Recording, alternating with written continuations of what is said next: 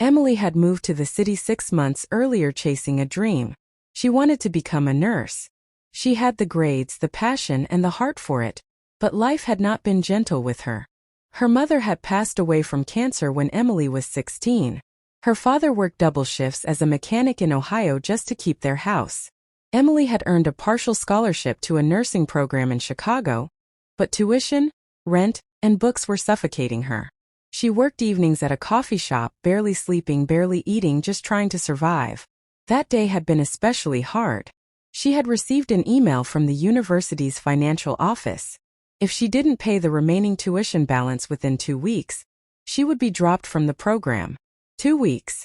She hadn't even made enough tips that month to cover rent. Her stomach growled as she opened the paper bag. She hadn't eaten since early morning. The sandwich smelled warm and comforting. She closed her eyes for a second, whispering a quiet prayer. And then she saw her. Across the platform sat a little girl, maybe 7 years old. She wore a thin pink jacket that was clearly too small for her. Her dark curls were tangled, and her sneakers had holes at the front. Beside her was a woman, her mother, Emily assumed, wrapped in a worn-out blanket, eyes tired, face pale. The little girl wasn't crying. She wasn't asking for money. She was just staring at Emily's sandwich.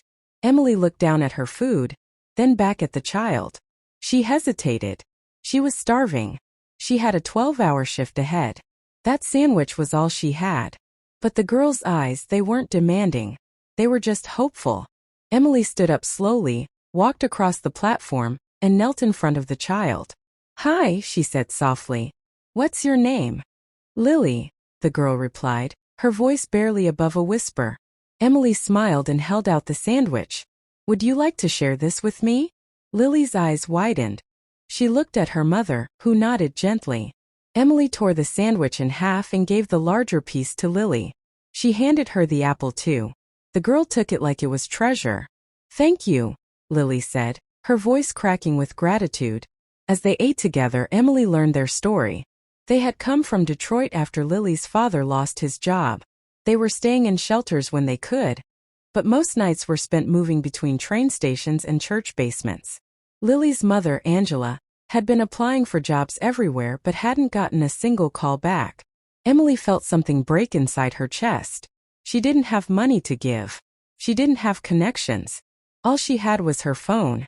That night, after her shift, Emily did something she had never done before. She posted about Lily and her mother in a local Chicago community Facebook group. She didn't share their location, just their story. She asked if anyone